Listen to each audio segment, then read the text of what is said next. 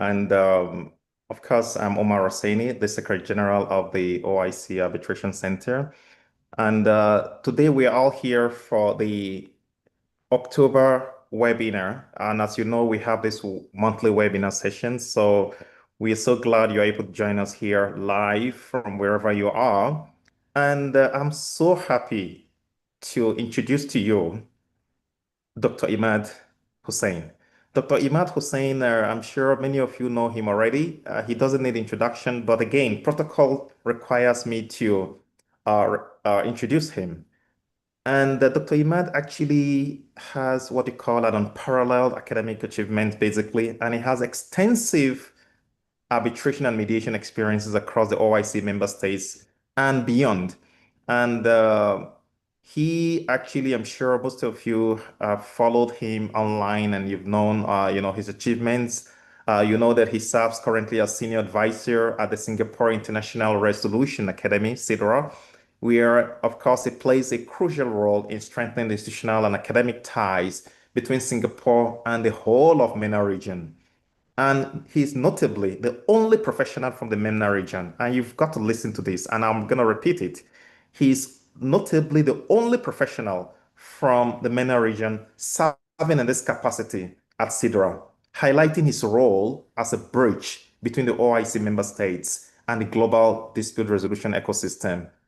And meeting with a seasoned arbitrator, and that's why we decided today to have what they call the fire chat, the fireside chat. And it's really, really going to be fun today. When I say fun, in a professional manner, because we will definitely go into specific aspects that are relevant to your own practice. And I'm sure you will actually benefit a lot from the discussion today. And I would like to welcome Dr. Imad Hussein to this webinar. Dr. Imad?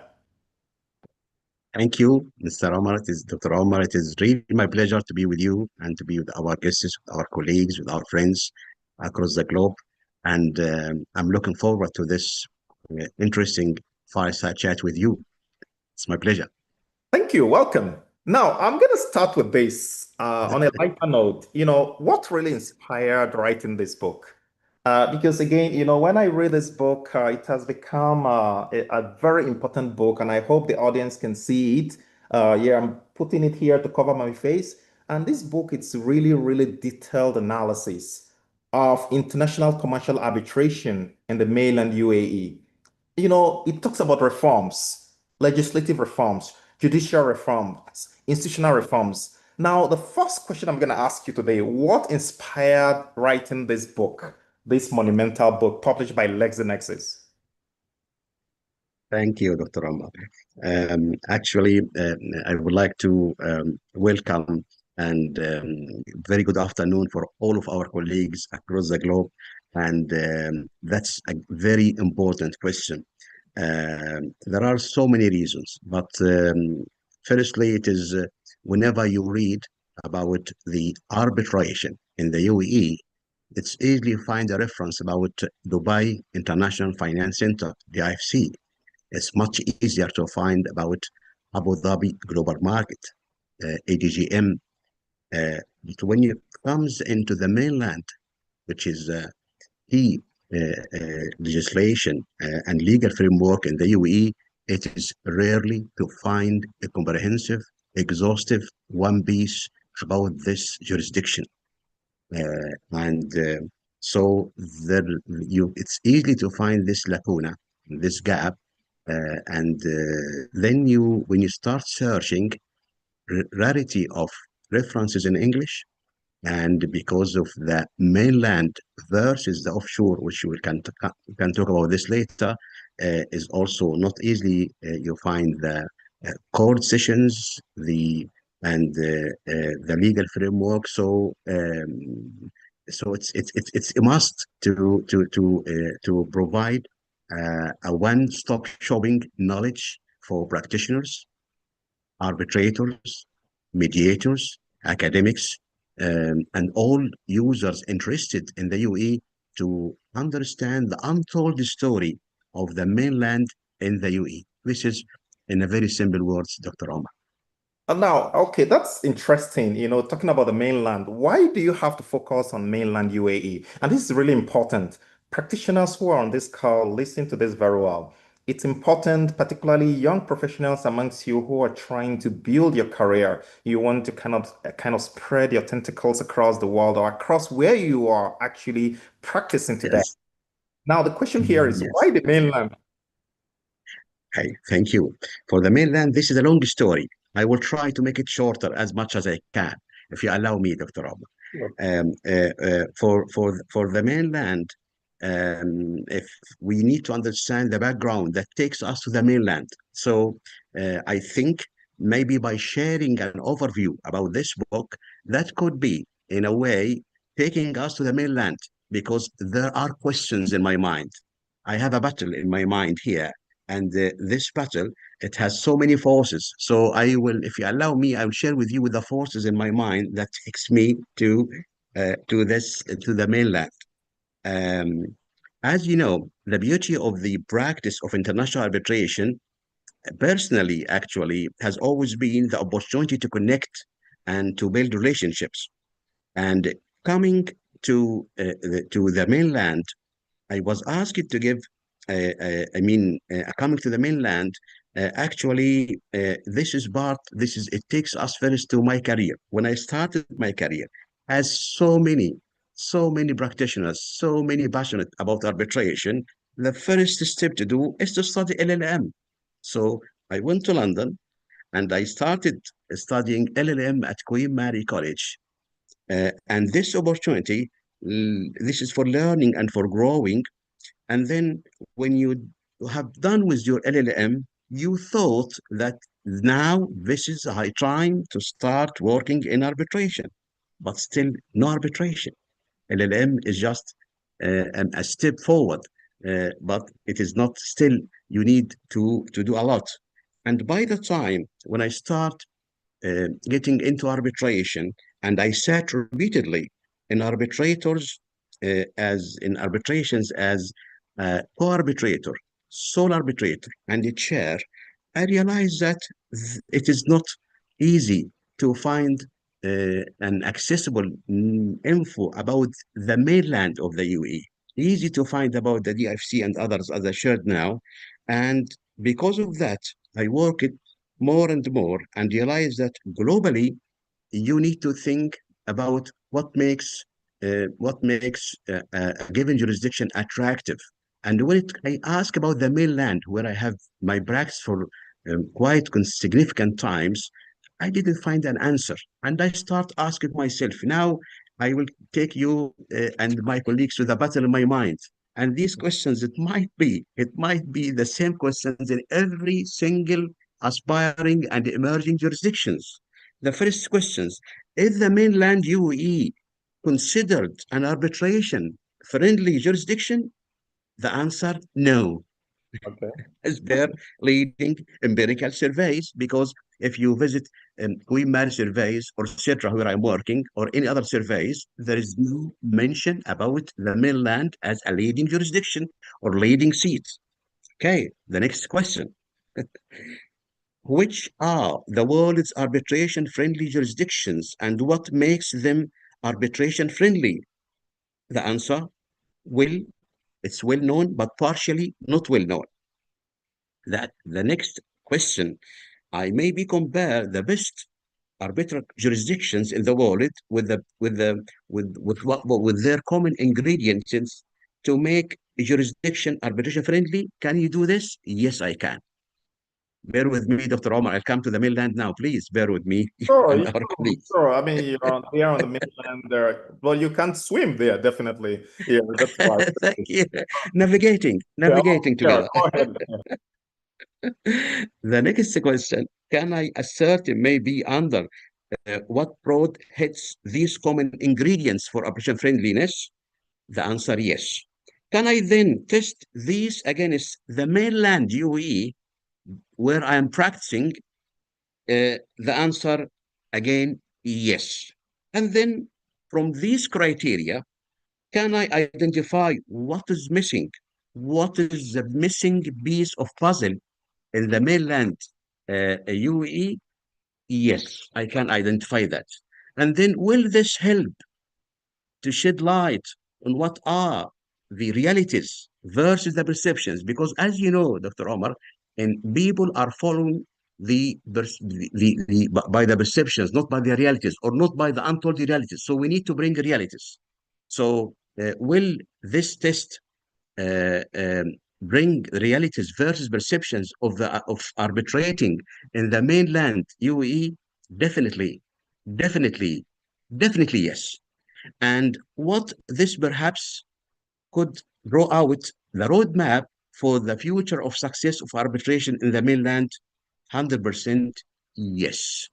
So, what brought me to the mainland, Dr. Omar, is the question why the mainland is not listed in the top ranking jurisdictions. I mean, mainland UAE. Why the mainland not in Queen Mary surveys, not in Sidra surveys, and not listed? What is the missing piece of puzzle? So, it was an adventurous journey, curious to find the lacuna and to find the gap about what is the missing item here. That is the story So you with full disclosure, Dr. Omar. So you found the gap. That's excellent. You found the gap, you found the lacuna, and that led to this magnanimous kind of a thing. You've done a great job. I was trying to read the book, I read many of the chapters, and I just felt, yes, this is a reform-oriented kind of book. So having found the lacuna, you now said, okay, this is how to fix it. This is how to kind of resolve this. And why I actually brought this issue up, it's really extremely important to kind of look at what led to the book itself. Now, the book, one of the introductory chapters when I was reading it actually has a very kind of generous narration of the historical backgrounds of the UAE legal system.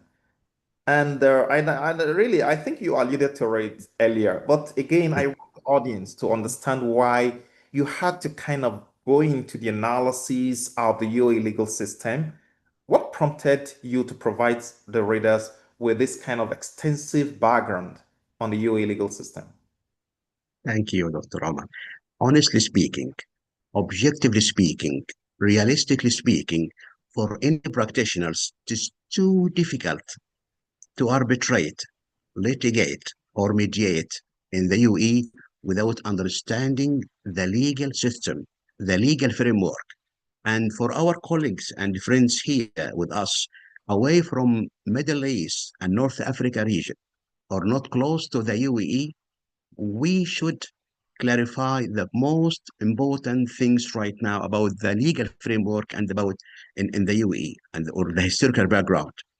First of all, we need to understand that we have two key wings of legal frameworks. We have the mainland or the onshore in one hand, like China mainland, and we have the free zone or the offshore on the other hand, similar to Hong Kong.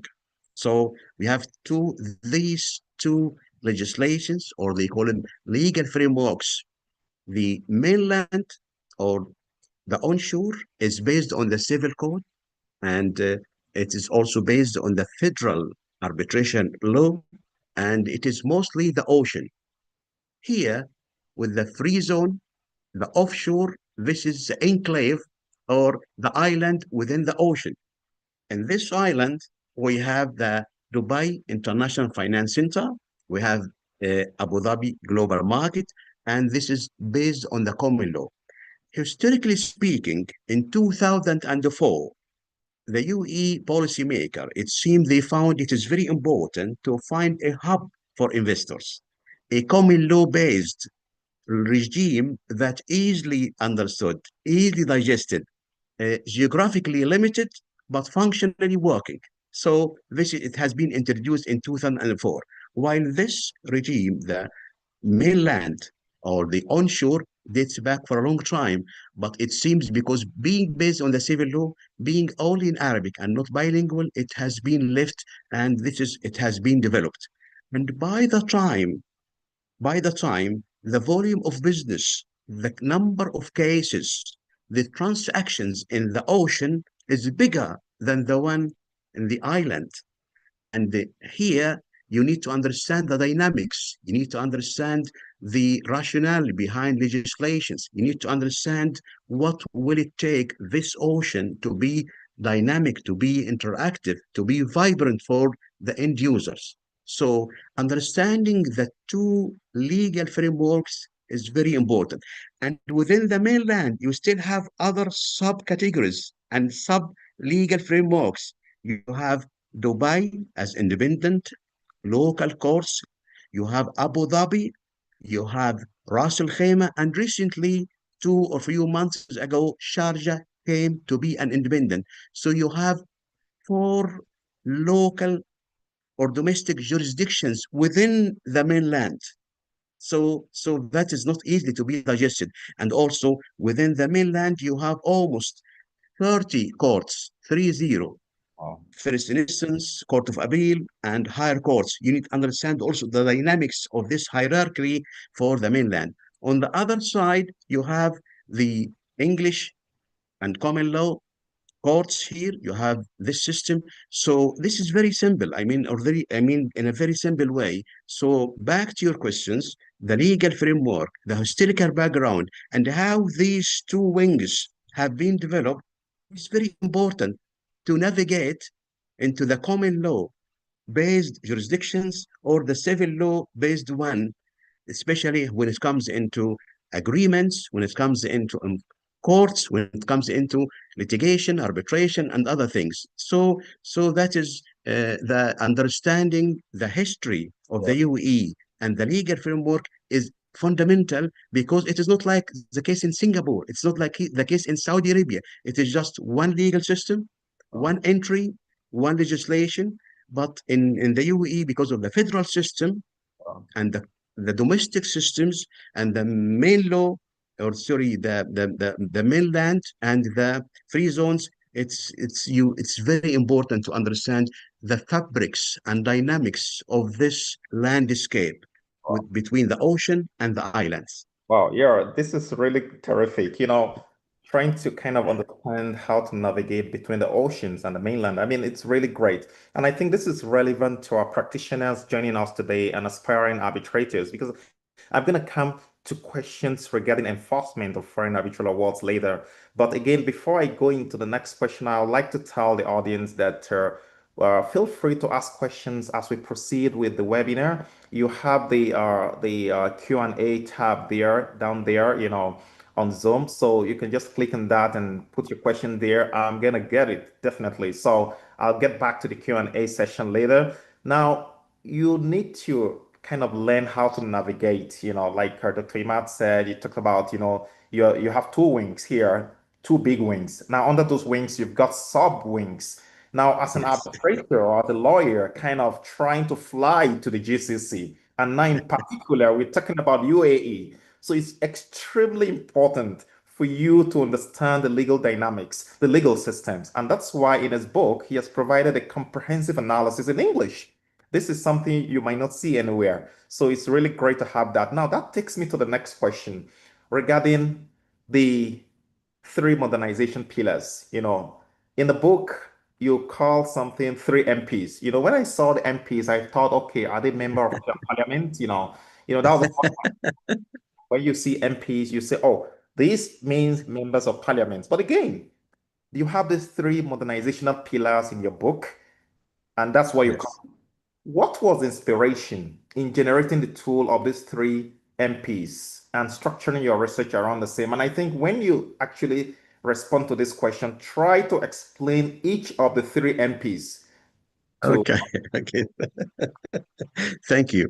Yes, first of all, it is not, you are right, it is not member parliaments. It is not, but maybe equal to such importance. Okay. I have been asked this question so many times, Dr. Omar, so many times, almost every time I meet some of my colleagues, my friends across the globe in any say, Imad, what these pillars? Please tell us the story. As simple as that. It is easy, Dr. Omar, to categorize a jurisdiction of being, yes, this is really friendly jurisdiction, arbitration friendly. Easy to say, difficult to do. And when it comes to establish a parameter, a scale, what will be this scale? Because you need to establish objective, customized, tailor-made, I would say, workable, measurable, attainable to measure the arbitration friendliness Are you of the crafting, mainland are you UAE. crafting something new today for us?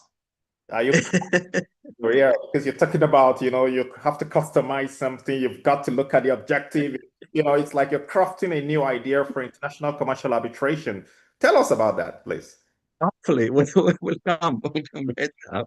So I keep asking myself, how can I be to eliminate being biased to this jurisdiction and to really find a tool, and not only this parameter, this scale, Dr. Omar, is fit for the UAE. No, it can be deployed, it can be used in any other similar jurisdictions, Saudi Arabia, in Qatar, in Oman, within this or in any other Arab state, or even in Latin America or in any other jurisdictions, is really willing to find a way, an objective way, a measurable way to say that this is whether it is really arbitration friendly jurisdiction or not. So I keep thinking about this. And then at the end of brainstorming, thinking, reading, researching, with so many attempts, and then I found that there are two key references to depend on creating this scale. To be honest, at the time I have been thinking about the scale, nothing in my mind called modernization's pillars, nothing. This title it just came at the end of the journey, not at the beginning.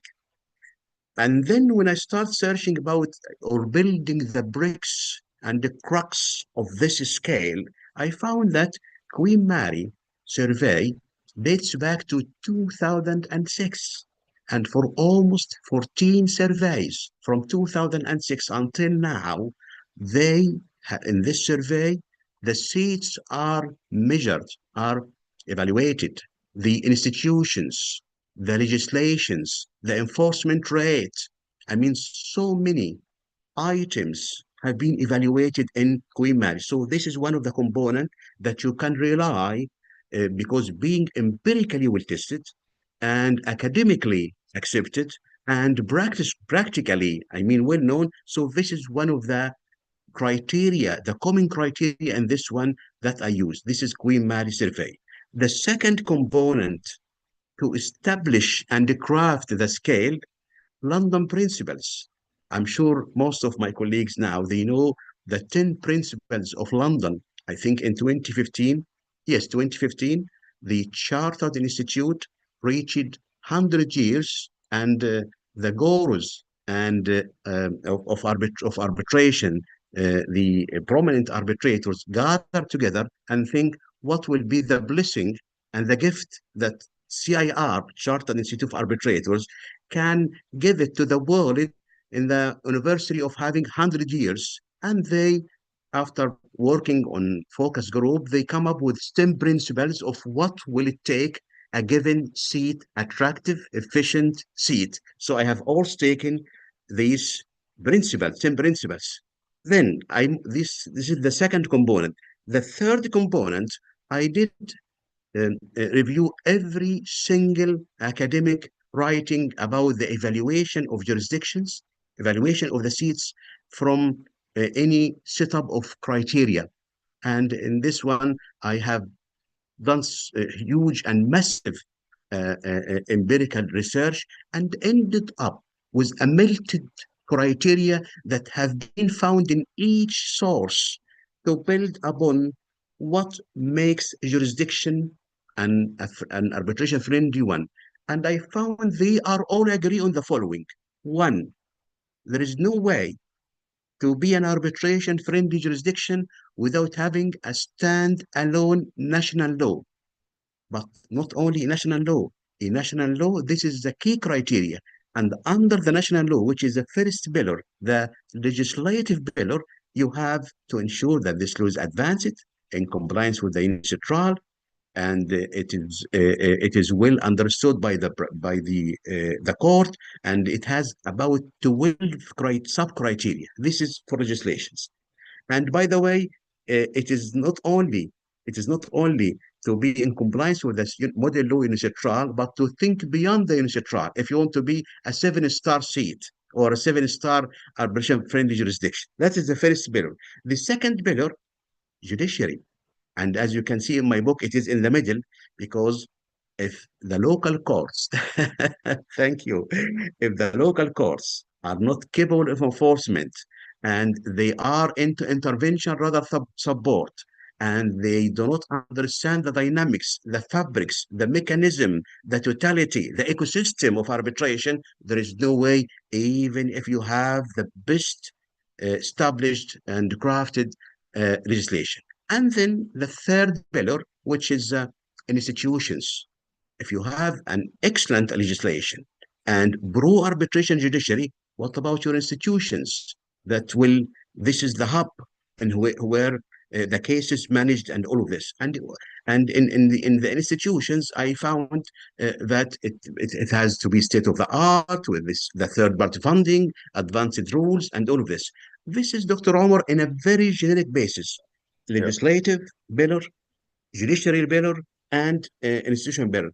And I have taken all of this and doing the cascading how to deploy these three pillars with the key criteria and with the sub criteria to generate the KPIs, the key performance indicators for each pillar, for the legislation, for the judiciary stance and attitude, and for the operation and working model of the institution. So moving from macro into the micro, I applied these three pillar into the mainland UAE, which this is the first time for the mainland to be undergone under this surgical operation Wow. and doing the MRI. This is the MRI, which is also beyond the X-ray, because for the X-ray, you can just saying we need one, two, three. But when it comes into uh, defining the sub-criteria and ended up with the KPIs, this is the real MRI for a healthy arbitration jurisdiction. That's what I did for MBs. Absolutely. I mean, really, this is terrific. I like the kind of the MRI thing, the clinical kind of aspect in terms of addressing the issues you identified, the reform-oriented issues, the legislative, the judicial, and the institutional aspects of international commercial arbitration. This is great. Now, that takes me to the first pillar. Let us look at the mainland UAE arbitration legislation, which is, I think, the Federal Arbitration Law 2018. And it's commonly referred to as FAL. I don't want to say fall. I'll just say FAL here. You've got to be positive, If you say fall, it's like Yes, something is falling. You've got to be positive. So that's why I have to say FAL. Now, absolutely. the work actually, I mean, in the book claims that this law is the first of its kind, to actually, the work itself is the first of its kind to actually trace what I believe is the 2-decade journey of the Federal Arbitration Law 2018. And I would like to ask, how easy or difficult was it to chalk out this journey and conduct this research? And before you answer that, I want to have, two questions, it's two in one here. So the second question is, why is it important for someone reading about the mainland UAE arbitration system for the first time? Because I'm sure many of those joining us today are hearing for the first time about the mainland UAE arbitration system. And most of them, I'm sure, will like to kind of practice in that jurisdiction. They would like to have their award even enforced there. And we're coming back to that. Enforcement and recognition is something I'm really interested in. But before we go into that, what do you really think? Why is it important for someone reading about the mainland UAE arbitration system for the first time? Why is your book important? Thank you. Thank you, Dr. Omar. Yes, yes, that's really crucial. The importance of reading about and knowing about the mainland in order to while drafting the arbitration agreement, if you don't know the mainland well, you may go for other jurisdictions, the DIFC or the ADGM, or let us put in this way, reading about the mainland, where it will be easy to define your voice and your choice. because once you know the mainland, you know the process for enforcement, the durations, the proceedings, the risk, is it risky or less risky, the attitude of the court, the previous court decisions. This will help you, one, which jurisdiction within the UAE you will go for, which legal framework are you going to go for the ocean or for the islands? That's one.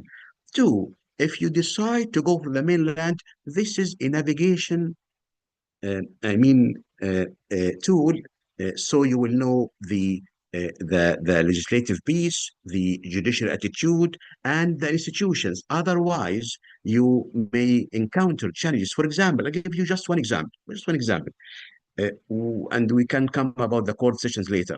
One of the repeated challenges that I have come across, that considerable number of lawyers and counsels, when they come to the enforcement of foreign arbitral awards, they rely on the FAL, Federal Arbitration Law, rather than the Civil Code, CBC, Civil Procedure Code, while the enforcement provisions of the foreign arbitral awards is not existing in the FAL. So at least reading the FAL, you will know your directions and the roadmap if you need to enforce a foreign arbitral award. That is just an example. Another example for the importance of that, you will understand the definitions in relation to legal capacity, the definitions illegal to the requirements of the arbitrators, the definitions of, I mean, the challenges of the arbitrator, because they are more or less different from the common law on some aspects. So, in order to lead, you have to bleed and to have to ensure that this is the whether this is a stable grounding to build your own case, to build your own arbitration agreement, to convince your client, to do your business, whatever your choices. So you need to know the infrastructure. Without knowing the infrastructure, whatever your edifice will be strong, it will not sustain forever. That is a key aspect Okay, great. for Yeah, that one. Yes, before I proceed please. to the judicial pillar, I would like to ask you this. I would like to build further on the legislative pillar you're discussing now. How will you say that the mainland UAE's arbitration legislation, which we prefer to call FAL today, how will you say Okay. FAL has evolved in recent years? And what do you see as its most significant milestones and challenges? Okay. I think there is another question, Dr. Omar, that related the two decades journey that we have to cover before we move to this one, if you allow me, about the legislation. Uh, it might be very surprising right now for all our colleagues that whenever you search about the FAL and the starting point of drafting journey, you will get at least four different starting dates. There is 2004, there is 2006, and another one 2003, and a fourth one 2009. There is nothing before this book, based on the empirical research I did, saying that this journey started on 1999 with the first draft of this FAL, Federal Arbitration Law, started with the Chamber of Commerce in Abu Dhabi. And I would like to take this opportunity to thank them for taking this initiative, because at that time, 1999, it is too early to think um, on about a standalone national law, because at that time in the region there is only the Egyptian law, which in 1994, and nothing more, because all of them, Bahrain 2015, Saudi Arabia 2012, Qatar 2017, and Bahrain, I think 2015. The only piece of legislation at that time in 1999 was Oman. Oman first standalone law, it was 1997. So back to this journey, it started 1999, and no, and it has been taking almost four phases.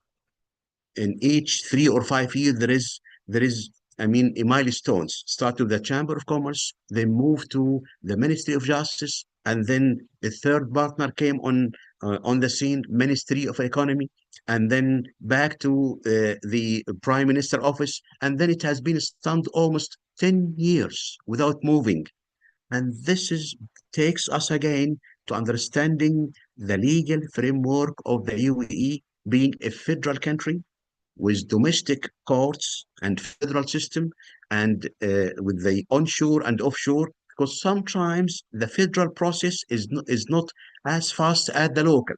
And during these 10 years, there are so many things happening in Abu Dhabi in one hand and in Dubai, who are in legislation, while this federal law has been, I mean, stayed for 10 years. And then by 2017, with the so many, with the economic combativeness, with the changing of, with the evolving needs, it has come again until it has been enacted on May 2018. So it's almost 20 years. And this is the first piece of writing in the UAE confirming with evidences, with documentations, with references that the journey is almost 2 decades from 1999 to 2018. So it's also important to understand the journey and the rationale behind this legislation, because in our Arab world, it is too difficult to find the preparatory works for legislation, except for the Egyptian arbitration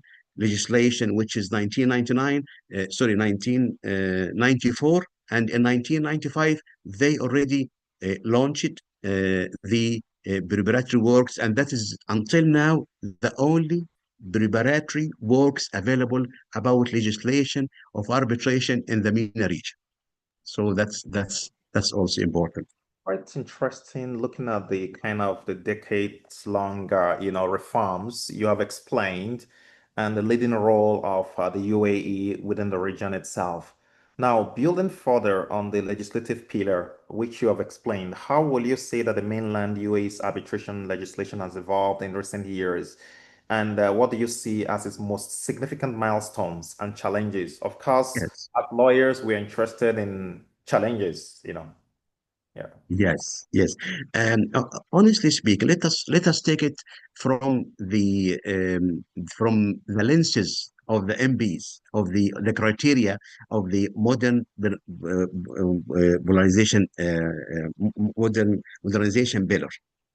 If we take it from these lenses, Dr. Omar, first of all, having 16 provisions before the FAL, and then having 61 provisions, that's in itself a great progress. Because before this federal arbitration law, it is just 16 articles or 16 provisions, regulating the arbitration in the UAE, which they are not sufficient, they are not within the trial and all of this. Now, coming to this 61 provision, yes, it is. It was really a pro-arbitration progress. It allows the, electronic signatures. Before this legislation, our colleagues used to come from everywhere in the world to Dubai or to Abu Dhabi just to sign and take us the back the return flights, which was really something not easily to be understood even. And it has also, and it has been advanced for the enforcement, with the grounds for enforcement. It is almost built on UNICEF with some challenges who can come later. So in general, and also it gives the parts autonomy, the competence. And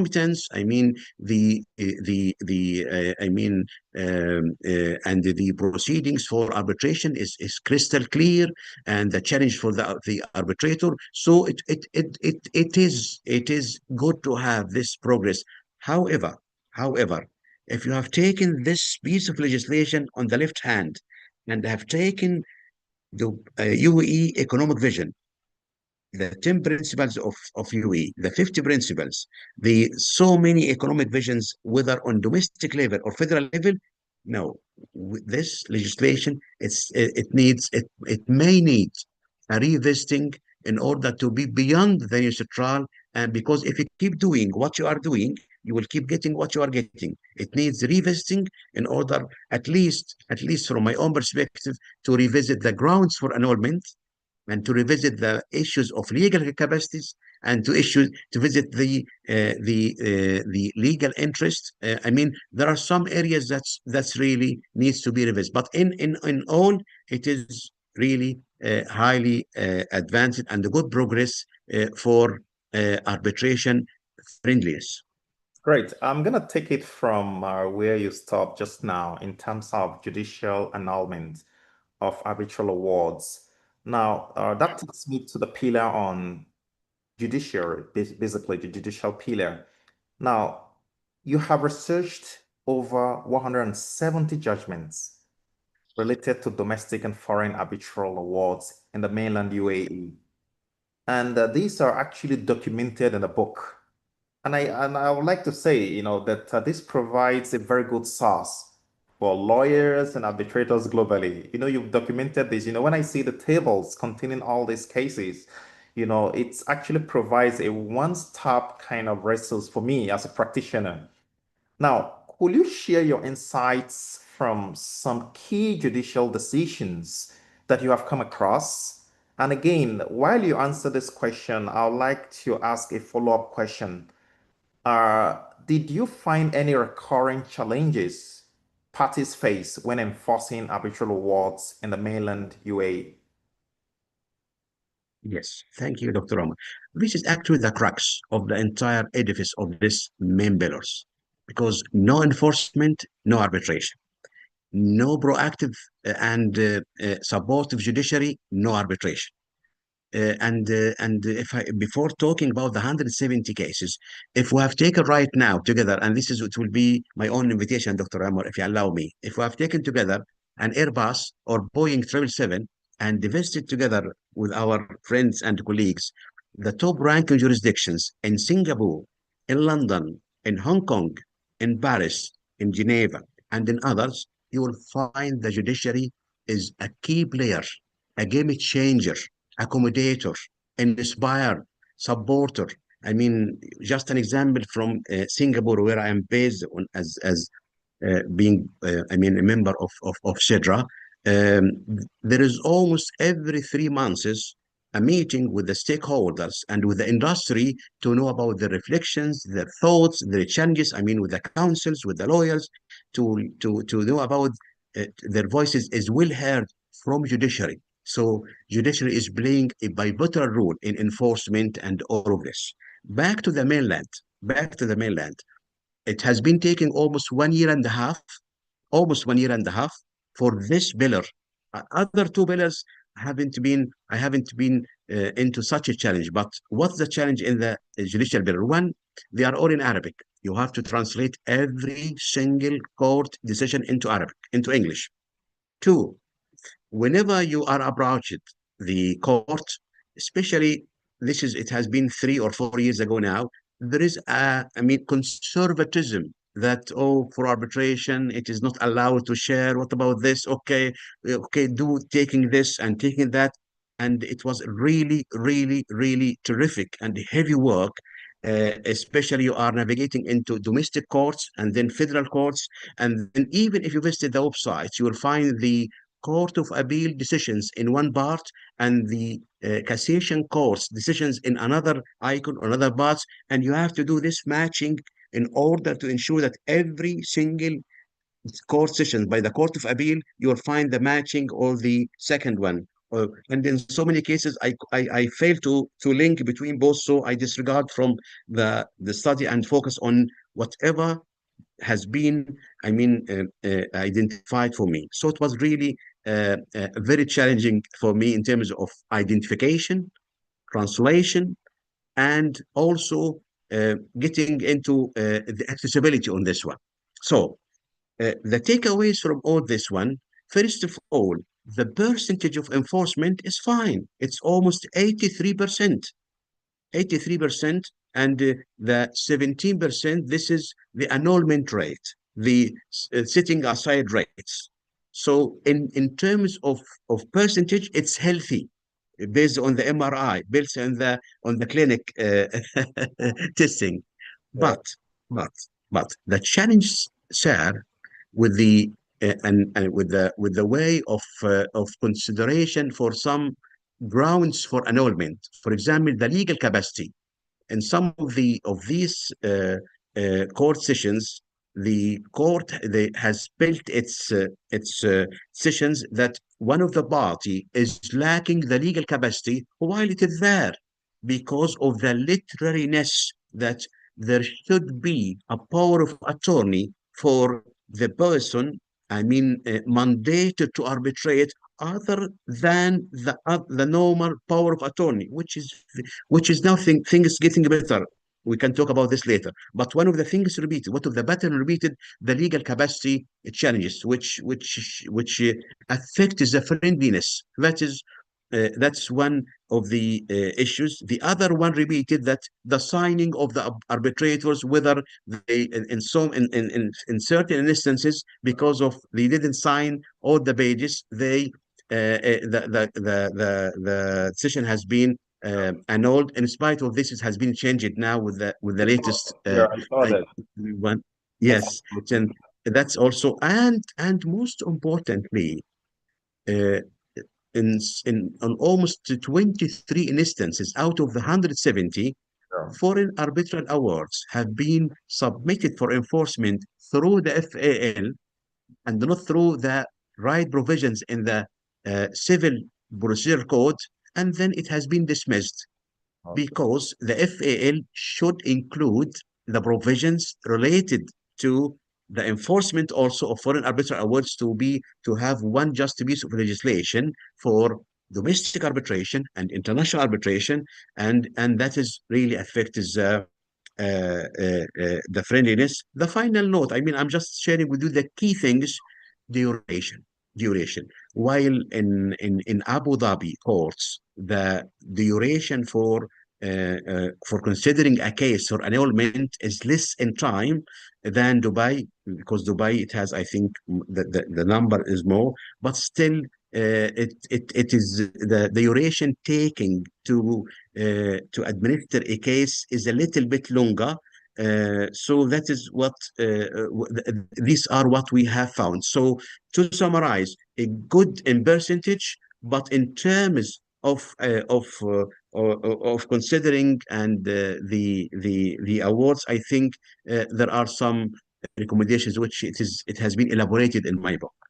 Yeah, quite interesting there. So you've elaborated on all this in your book. So participants should try to get a copy of the book from LexisNexis. So I think it's going to be a great read if you really want to expand your practice to the GCC region, particularly UAE. It's a must-read book for you. Yeah. I'm sorry, Dr. Roma. This is the only English book about UAE with open access. No Wow. need to buy at all. Open It's with access. open access. Really? Yes, it is with. So, Yes, it's well, open well, access, well, and well, don't tell anybody. We only make this to those who attended this webinar.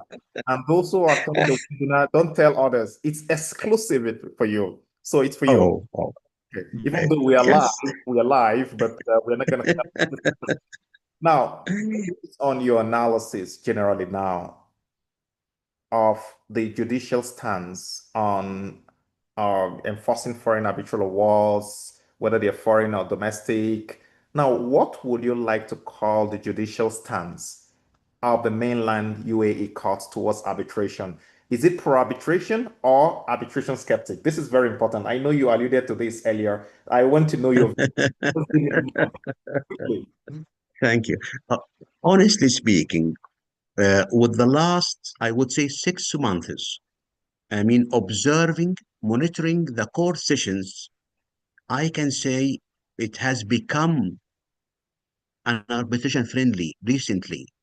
I Okay. have become, and the evidence of that, this is a very important court sessions related to the signature of the arbitrators, and it has been ended this story forever that even if the arbitrators sign the last page, this is not a violation of the public order, and that's really a great progress. There might be an improvement in terms of the duration and this, but to be 100% accurate, it is, we can say, it is arbitration friendly, or to be with conservative into working into arbitration friendly judiciary.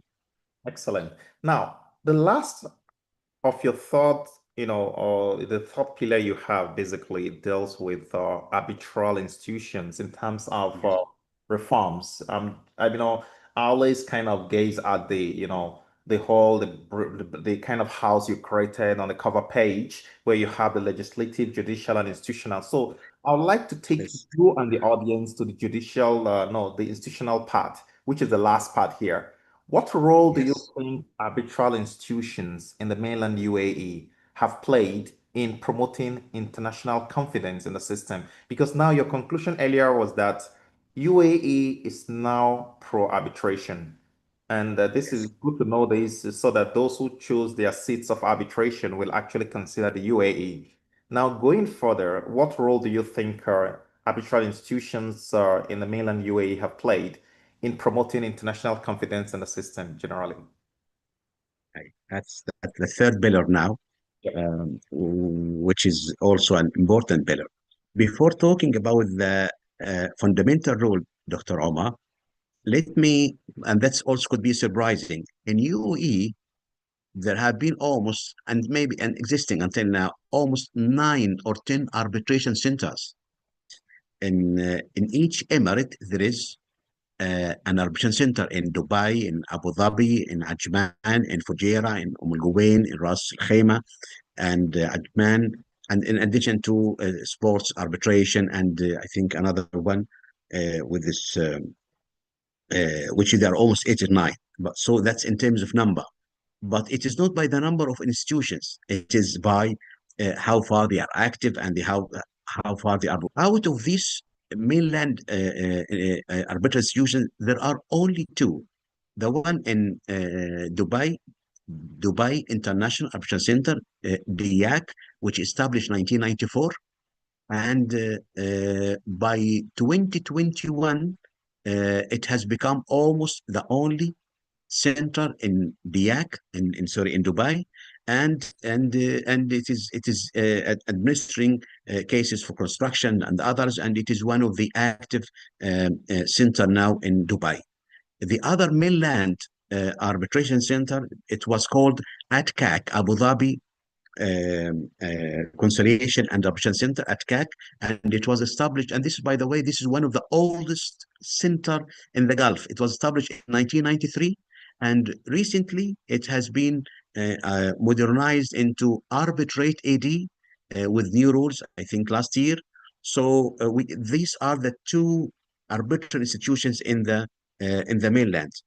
When I have taken the apply and the measurement tool of the modernization pillars, and we test both rules against the advanced rules of other arbitral institutions, we find several gaps in relation to third-party funding, in relation to clarity of proceedings, in relation to durations, in relation to also the arbitral fees, and I have provided all these reforms. But what we really the key challenges in these two centers in Abu Dhabi, the issue of the independence. It is still part in Abu Dhabi. It is still affiliated to Chamber of Commerce in Abu Dhabi. It has a modern rule. It is working. I mean, within the community of arbitrators to be a modern center. But this issue of independence, and here in Doha, I was just also discussing this issue of independence. I think it will make difference, and that's what in Saudi Arabia they managed to do perfectly in terms of independence. To Duyak now is having a golden opportunity for promoting, for advancing, for growing due to the caseload, due to, I mean, being in the hub of the global and within a capital city. And also, I think it can be, I think, working for the future. Both both Abu Dhabi Arbitrate and DIAC, they have modernized their rules in Dubai. It is in October, I think, 2022 or 2023.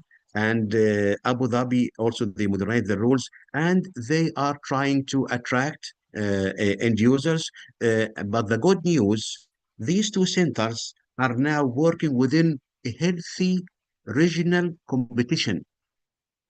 This healthy regional competition makes you every morning think what to advance, how to attract, how to modernize the case management, how to do better, and all of this. So that is the new era now. It is an era of not just being a provider, but to be having a combative edge and advantage in order to sustain your rules and your case. And also I apply the criteria, the key criteria, and all these criteria have been based on the surveys, on the empirical studies, on the statistics, and on all these cases. Because what makes a real center is a center. It is the case management, trust, independence.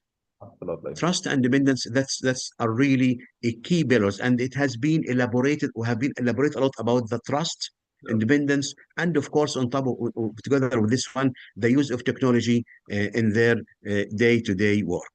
Absolutely. I can't believe we have less than half an hour to end this webinar. Oh, Yeah, I'm sorry. it's getting so interesting to me. And for the audience, we have shared a link to the book, so you have free access to the book on the chat box. So feel Exclusively. exclusively here, as it were, here, because you're attending today's webinar. Now, Dr. Emerald, I would like to allow you to kind of, sip some water and there. I heard something. You said you're in Qatar, you're in Doha. It seems you are not even in UAE at the moment. Here, Yes, I'm in Doha. Actually, yesterday I have a webinar, and today here I'm in Doha. absolutely. It's like you're kind of so busy, and I'm sure I recall you just had a wild kind of journey to Singapore and from there to Sydney, and you came back again. You went to Riyadh. I mean, you are everywhere. I mean, how do you cope? Because again, we have a lot of young professionals here today who want to learn from your experience. So how was your experience, going around the whole world, and now you're not even in UAE, you're joining from Doha, and you are all involved Yes. in kind of reforms relating to arbitration. Yes, yes. To our fellows in the river of arbitration or the river of the ADR, I think the best investment is to invest in yourself. As Jesus. simple as that. I mean, and frankly speaking, if I have taken the journey back 20 or 25 years ago, I will never do better than what I did. Of course, there are areas for movements. It can be much better, but I'm happy with this journey. It's a journey of self-investment. For young practitioners, please, please, please, please avoid to be a fashionista. Avoid to just follow the number of likes. Avoid to just search for the number of certificates, but invest in yourself. I mean, now I remember during our meeting with the Chief Justice in Singapore, I mean, what I really love about this meeting, he told us, and we have been group of judges from different jurisdictions. Now there is nothing now called knowledge manager or knowledge administrator or knowledge, platform. It is innovation for the young practitioners. The more tools you have while using the technological tools, but as a supporting tool, not as a key tool, that is what makes you different. The more you invest in yourself, that will makes you different. The more you in challenge, the more you read the court sessions, that will definitely make you different. And most importantly, never seek to be on the front liner, even be at the back liner. cri- I mean, tribunal secretary backline with endless knowledge. I mean, working in a firm as an interim, even without any income or even at a very minimum income, that's also invest in yourself. Because at the end of the day, you are three letters. Whether you invest in your knowledge only, or your knowledge and your skills, so you will be K and S, or you will need invest in your knowledge, skills, and attitude. If you have the three of that, knowledge, skills, and attitude, definitely will be there. In all times, if someone is asking great arbitrators, how can I be an arbitrator? The answer is getting older, and you will be an arbitrator. The answer now, getting smarter, and you will be an arbitrator. Okay, I mean that's quite interesting. I was just about to tell you that I would like to be like you when I grow up.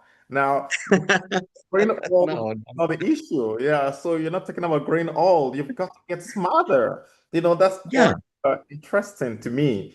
Okay, great. Now, that takes me to the next question relating to mentorship.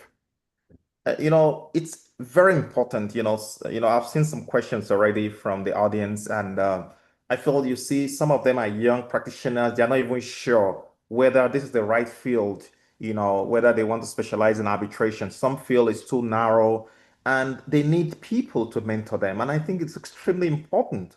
And to mentor them, yeah, acting as tribunal secretaries is important, but how do we kind of also kind of involves the young professionals? And I'd like to say this, at the OIC Arbitration Center, we are launching the OIC Young Arbitration Group soon. Hopefully, we'll be able to announce this to the public formally next month. And that's really important. And one key part of it is mentorship. We're not just going to do things, I don't want to say as others do it. We want to kind of establish a mentorship kind of program where senior arbitrators like Dr. Imad will help younger professionals to kind of learn the ropes and get to the field very quickly. Of course, they have to be smarter, as Dr. Imad suggested earlier. So that's why we are actually designing the OIC Young Arbitration Group. And stay tuned. You're going to hear from us soon about this. It's going to be completely different from what you know in terms of young arbitration groups. The OIC is unique. We have unique culture, we have unique expertise, and we have unique challenges as well. So that's why it's extremely important for us to design this. So, what do you think about mentorship? Because I'm kind of reading the minds of my colleagues who are attending this webinar today. thanks a lot. Thanks, Dr. Omar. First of all, congratulations on this new, initiatives for IC for young arbitration. That's really fabulous, and I'm sure it will help a lot. And I can't agree more. I mean, mentorship is a gate key and the gateway for empowerment, especially for the new generations. Of course, it's very helpful, and it works well for not only the young arbitrators, as you know, Dr. Ram, but even for the practitioners, because by mentorship, you will be exposed to knowledge. You will be able to get some insights from high-profile arbitrators, from experiences, and I think there is here very important point. Just if we list how many arbitrators in the LinkedIn on the LinkedIn, I'm sure there are hundreds and thousands. If I am a young practitioner and just a new graduate of law, and then allocating just every day 30 minutes communicating in two lines with key arbitrators that I am blah, blah, blah, and I having blah, blah, blah, and I'm ready to work and assist with you in any project initiatives, and I can do this. And by the way, I have recently completed this in the AI tools, and I can do this, and I can do that. And I'm sure by the time, even if you spend 1 year, at least you will get one response. At least you will get one response, and you'll get one choice, and your voice will be heard. And you can do the same also when you are in events. In every single events, in the ICC competition in France, in Vienna, and in several events in our region, I met wonderful, wonderful talents, inspired and inspiring. They just need a guiding roadmap to follow. Be there, make your voice well heard, expose yourself. And that's very important.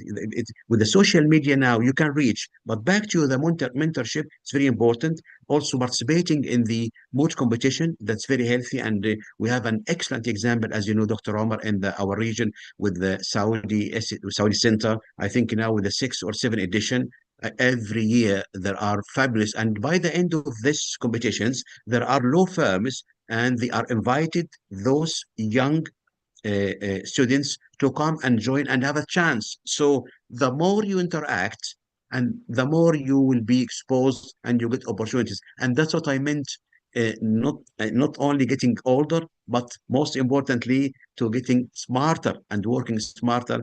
And mentorship definitely is one door. And from this platform, Dr. Omar, I echo the importance of what you shared about the mentorship, and I will be more than happy to support this one. And that's, by the way, part of my name, because my name is Imad, empowering, Oh, motivating, achieving, and dreaming. So let wow, us, wow, wow, yes, wow. let's, That's great. Okay. You're going to check your inbox on LinkedIn after this. We are going to bombard you with requests, already. Now you told me I don't need to be old, like your good self, to become a leading arbitrator in the world, so I can be smarter. So I'm going to do that. Definitely check your LinkedIn. Your inbox definitely will be sending you messages. Everybody on this I will, needs to connect with I, the I, and I will. knowledge. Definitely, I will. And by the way, Dr. Omar, just an example. I'm teaching this semester in Newcastle for Okay. the LLM students, and part of them they are already under my own mentorship.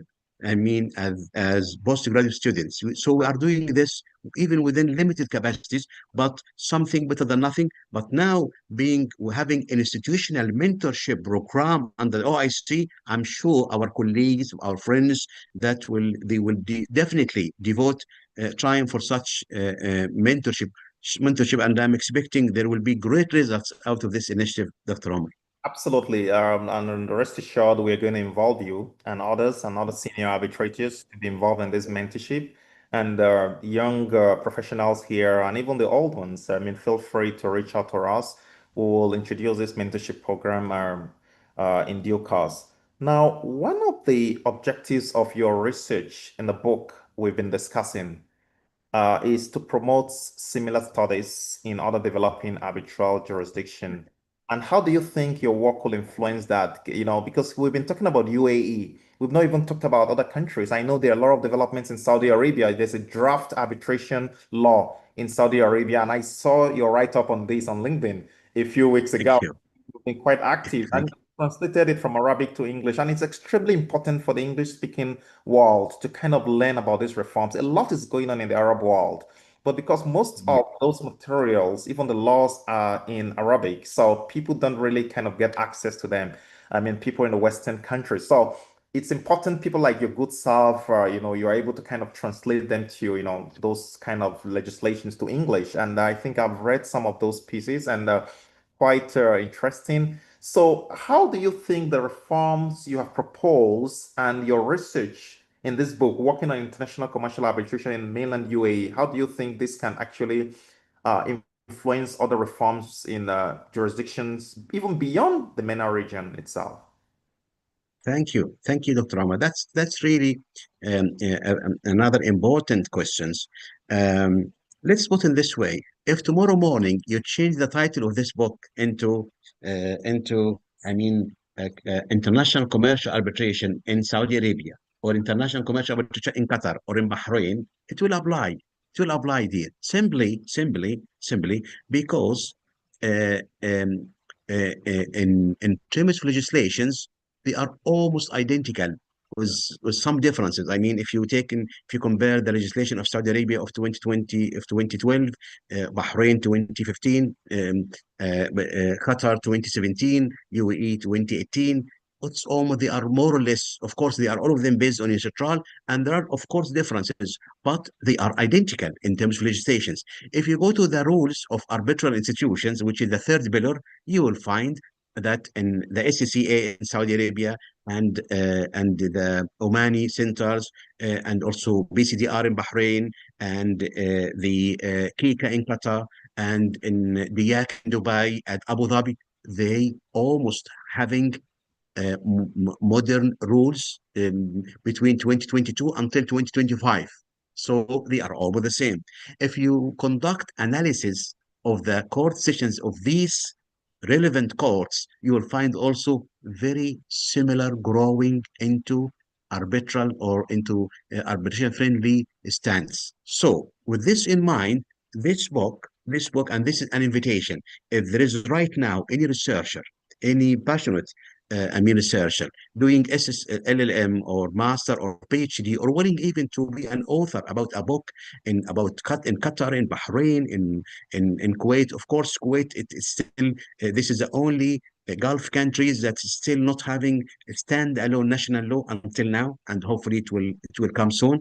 And also doesn't have modernized arbitral rules, and hopefully it will come also soon. So, but with other countries That's it's the same language, the same business environment, the same culture, the almost more or less they are very similar in the competitiveness, economic competitiveness, in the ranking, in their metrics, in their aspirations, in their economic growth, in their aspirations for attracting foreign direct investments. So that is, I would say, UAE is just an example, is just a sample, but the same reforms, the same recommendations, the same lacuna, more or less are existing in the same countries, and that's an invitation for scholars to think in doing a navigation into the same direction. And I'm sure they might come up with maybe four pillars, additional one, or the same pillars but revised criteria. By all means, at least, and that is the ultimate goal of the book, Dr. Omar, to set a framework that could be developed, revisited, refined, revised for a better outcome for the whole region. That Absolutely. is the ultimate message of the book. Absolutely. We hope we're going to get people on this call that will take up the offer you have made, to work on other jurisdictions within the region itself. My dear audience, we're going to give you, some minutes to ask questions. I can see we've got a number of questions on the Q&A chat box, but I'm going to come back to that. But before I go to that, I have a penultimate question for Dr. Imad, and we cannot talk about international commercial arbitration without talking about mediation. Because in most cases, we talk about MedArb, and we do have that in our rules. And in fact, in our forthcoming rules, our arbitration rules 2026, which will be approved hopefully next week by our board. Once it's Oh, approved here, congratulations. we have relevant provisions here on MedArb. So when you talk about arbitration, we cannot go without talking about mediation. And I know for a fact that you are highly active in mediation globally, Dr. Imad. Yes. You are not just a leading Yeah. mediator, you are also an academic physically. So that brings me to this question of judicial appellate mediation in a way. When cases Yes. go to the Court of Appeal, as it were, or Court of Cassation, basically, uh, do judges actually encourage parties to mediate, or they just focus on the appeal and just give the decision? Because this is really important. We've seen practices in Pakistan, of course, the UK, where even at the Supreme Court of Pakistan, the judges actually refer parties to mediation itself. So this aspect of appellate mediation is being encouraged generally. So what's your experience in this aspect? Thank you. Um, Talking about mediation, let's agree on the following. I mean, these have become almost facts, almost facts. One, mediation is no longer the poor cousin of the rich cousin, the arbitration. It has become also a nice cousin with not so rich as his arbitration cousin, but he has come to stay. Two, if we compare the number of countries joined New York Convention on 1958 until now, which they are almost 172, and you compare the 59 countries joined Singapore Convention on Mediation until now, they are almost 59, you will find that the appetite for mediation is also growing. That is something very important to be considered.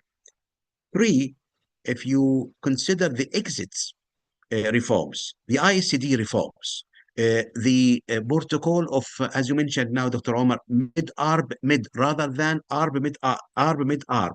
If you consider these trends that with the tendency for finding an alternative, and by the way, in Singapore, we call it appropriate rather alternative. If you find the alternative, the tendency for alternative, you will know that mediation has come to stay. And uh, talking about judicial mediation, I'm sure the facts that I will share right now might be very surprising for most of us. In the region, Saudi Arabia is investing heavily, and they have been doing a great work in judicial mediation. Just imagine every 2 minutes in Saudi Arabia, there is a settlement agreement by Reconciliation Center. And Wow. the beauty of this center, it is not for fees. It is part of the ecosystem of the government, and it is part of the Ministry of Justice.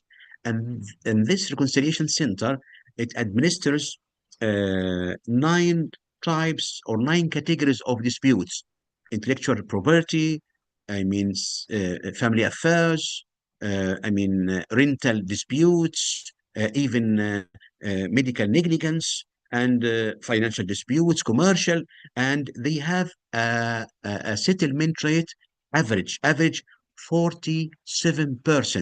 Wow. In some of the types they have over 60, 70, but the average of all these cases almost 47% settlement rate.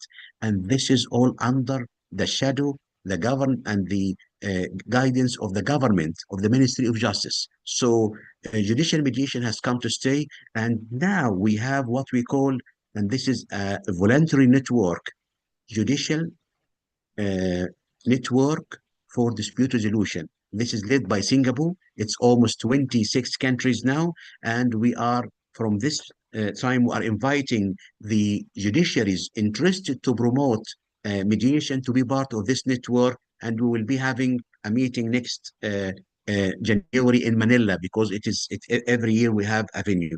But back to the core of your questions, mediation has played, especially post COVID-19, it has played an important part. There is an increasing in the numbers, and most importantly, it is no longer the issue of mandatory to mediate or not to mediate. Yeah. Even with the mandatory mediations now in UK, for the cases less than 10,000 British pound, Great Pound. And it has become now in Saudi Arabia. It is part of the commercial law that it is mandatory rules to go for mediations. You Yeah. are not obliged to agree on the settlement, but you are obliged to go for mediation as part of raising the awareness. That's great. Um, uh, Yeah. so the and I think now this is a momentum in most of the judiciaries to revisit their mandate. Yeah. Can we make litigation the first of our choice, or mediate first? And that is in Singapore. Most of, the key message in Singapore is basically make litigation the last resort. Absolutely. This is in Absolutely. judiciary. Absolutely. Yes. Thank So you for that is kind of, I've that. been exposure, really, we've learned a lot from the practices, particularly in Saudi Arabia, you mentioned. I'm really happy to hear that as well. We have 8 more minutes to leave. And I have one last question for you. And we also have Please. questions from the audience. So I'm going to give you just 1 minute to answer this last question. Now, on a conclusion Please. note and looking ahead, what reforms or institutional initiatives do you believe will be critical for the mainland UAE to cement its status as a leading arbitration hub?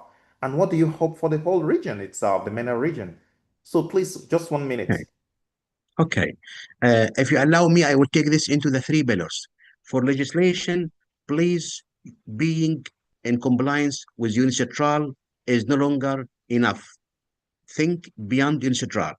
For judiciary, please keep consistency, as the parties is running after consistency and trust. For the institutions, being truly independent will help to attract parties from all over the world. Excellent. Thank you very much, Dr. Imad. I can't really thank you enough, for your You're time, welcome. your expertise, your knowledge. And, let me now go to the Q&A. We have the first question, and I'm going to go very quickly because I have just 6 more minutes to leave this call. So I think you will just give it a minute each. You've partly answered some of the questions already. So that's why I want you to be a bit brief so that we can leave based on our scheduled time for this webinar. Now, Ihsan Mahsood, who is the registrar of the International Mediation and Arbitration Center of Pakistan, is asking how are leading arbitral institutions such as the Chambers of Commerce and the Dubai International Arbitration Center shaping and influencing the overall arbitration and mediation culture within the UAE? Yes, first of all, the are game changer. they are doing capacity building in training. In Dubai, they have this Dubai Arbitration Week in November each month, which is a platform for enhancing practice, for networking, for promoting the best practice. And by the way, in Singapore, we don't like the word best practice. We like the word fit practice, not best practice, Okay. because Okay. fit practice. So that is the role, and also they are encouraging the young practitioners with I mean initiatives and I think that is the rules, but I and all but the most importantly, and that could be an enhanced role, how to establish and the bridging between mediation and arbitration. I mean, for example, in some of the institutions in our region, they already stipulate in the rules that to advise or to invite the parties, even if they have arbitration agreement crystal clear, let us try first mediation because they understand the multi-doors justice. Absolutely. That is one message. The other message, they should collaborate with the judiciary in need to reach them and showing with them, working with them that for working for the ecosystem. I think the word ecosystem should be well digested by the judiciary in order to work hand in hand with the institutions to the best interest of these jurisdictions. Absolutely. It's quite interesting what you said regarding encouraging parties, even though they have an arbitration agreement, encouraging them to Yes, explore mediation. And this is what we do a lot at the OIC Arbitration Center. We have done this for some cases, involving hundreds of millions of dollars of claims, basically, where we encourage parties to kind of explore mediation, even though they don't have a mediation agreement. We encourage them to kind of have a submission agreement to go for mediation. And this is really important, even for investor state disputes. Today, we're talking about international commercial arbitration, but also these are relevant for investor state disputes. And the exactly. yeah, the Exactly. next one. And in this regard, Dr. Omar, if you allow me, thank you for sharing this with me. You are doing this because you are being fully aware that you are a non-for-profit. And Absolutely. and that is the key issues that centers should be working as being non-for-profit and rather than profit centers. If they do believe in non-for-profit, they will promote mediation, they will work with the best interest of the certainty, and they will have this agility, resilience, and so many initiatives because commercial aspect is not their ultimate goal at all. That is, I think, very important. And thank you for sharing that. Absolutely, yeah. Rehan Manias is saying, if you please, could you make the video of this webinar available on your website? Definitely, I think it's available on our YouTube page. You can reach out to my Yes. team. My team will actually provide you the link, and you'll be able to view the video again and share it. Now, next question is from Salma Hayat. She's adding to my questions I asked earlier. She said the recent landmark Dubai Court of Cassation ruling highlighted many of the key points you've made about progress and continued development, especially in this case with the judiciary, where it was made clear that the courts cannot interfere with the substantial issues in arbitration. Now, she's asking, can you provide other examples where the courts need continued development to ensure they honor the autonomy of tribunals, or where there may be stagnation in the arbitration process due to judiciary? This will all build towards an arbitration-friendly jurisdiction. This was an earlier question for Selma, and I think you alluded to it earlier in your response to my questions. But if you want to just spend 30 seconds on this because we're almost running out of time, please feel free. Go ahead. Okay.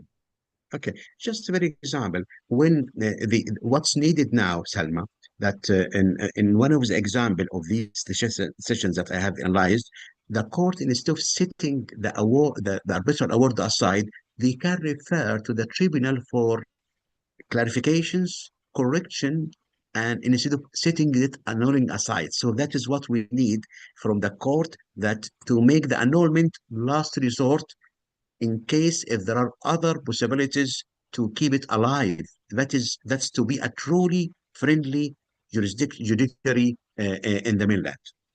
Okay, yeah, That's the example. thank you for that. I have just one more question for you. We'll end the webinar soon. We have a question from an anonymous attendee saying, what steps should the government take to address judicial hesitation toward ADR mechanisms? And which areas of arbitration law should be prioritized for legislative and institutional reform? This question is coming from Pakistan. I think you need to read this book from Dr. Imad. Yes. In simple words, no single judge to be mandated for the bench before understanding the ecosystem of arbitration, near convention, model law, and all this. Two, redefine the role of judiciary. It is not just a one-door justice; it is multi-door justice. Three, capacity building that judiciary is not an ultimate authority, but rather a provider of justice service. That's it. Excellent. Now, the last comment here is not a question from Rehan, saying, Yes, I'm interested in being a mentee in the mentorship program of OICAC.